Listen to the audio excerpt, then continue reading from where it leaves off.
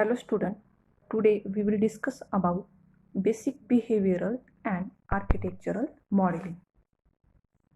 First, introduction to basic behavioral modeling.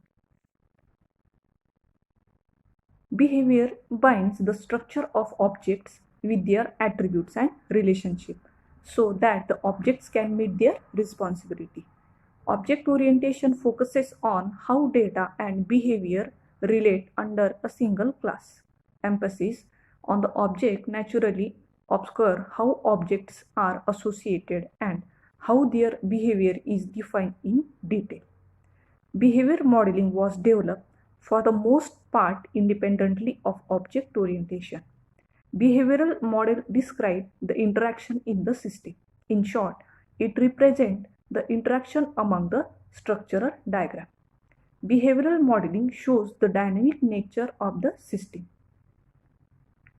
Behavioral modeling is the minimal form of logical abstraction that fits nicely into how the human mind thinks and allows for one to understand complex systems and essentially increasing one's own ability to solve difficult problems. Next, overview of use cases.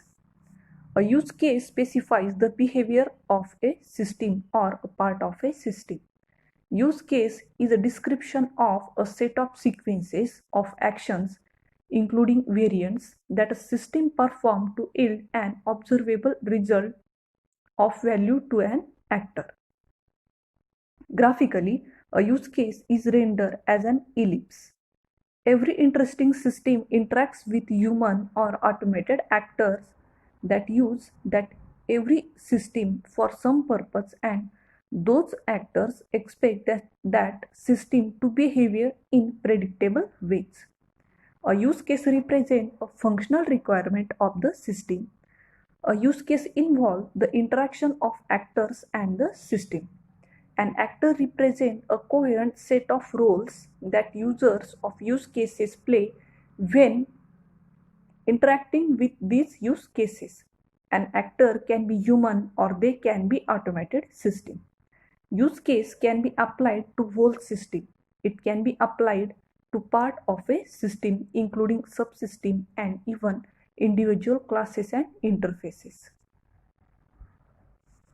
Next, use cases and actors. An actor is someone or something that must interact with the system under development. An actor represents a role that a human, a hardware device, or even another system plays with a system. For example, loan officer is an actor for a bank, and even a customer is also actor. Here there are two types of actors, primary actor and secondary actor.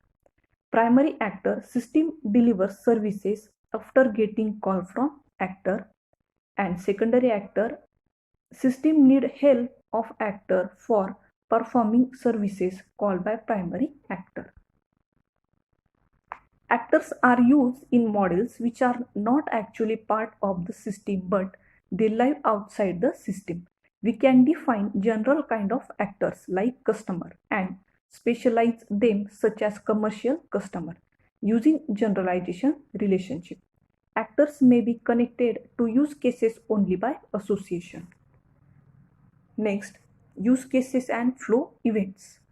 A use case describes what a system, subsystem, class, or interface does, but it does not specify how it does it. Flow of events include how and when the use case starts and ends, when the use case interacts with the actors, and what objects are exchanged, and the basic flow and alternative flows of the behavior. The behavior of a use case can be specified by describing a flow of events in text. Flow of events in a step-by-step description of the interaction between the actors and the system. The functions that must be performed in the specified sequence to achieve a user goal. Next, organizing use cases. Use case can be organized by grouping them in package-like classes. By using generalization, include and extend relationship, we can organize use cases. It is a relationship between actors to support reuse of common properties. A number of dependency types between use cases are extend and include. Extend is used to include optional behavior from an extending use case in an extended use case. And second, include. Include is used to include common behavior from an included use case into a base use case in order to support reuse of common behavior. The generalization association is shown in solid line with an open arrowhead. Next, system boundary. System boundary shows how user interacts with the system. System is class in which use cases are executed. For example, the actors appear outside the rectangle to indicate that they are not part of the system.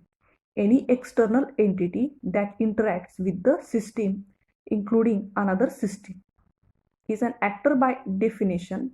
The name of the system or subsystem is usually shown inside the rectangle at the top, preceded by the stereotype system or subsystem. Next, communication line. Use case diagram has communication lines or link for communication between its various components. Use cases and actors have a certain relationship with one another. Relationships are modeled with line. Linking actor and use cases in this way means that both communicate with each other. An actor is linked to use cases using simple association. This indicates an interaction with the system belonging to the use case and in the context of that use case. Next, relationship. In use case diagram, various types of relationship is used. In that relationship include association, generalization, include and extend. UML has a simple way of indicating the relationship between actors and their use cases. You draw a line from each actor to each use case he or she participate in diagram or in system.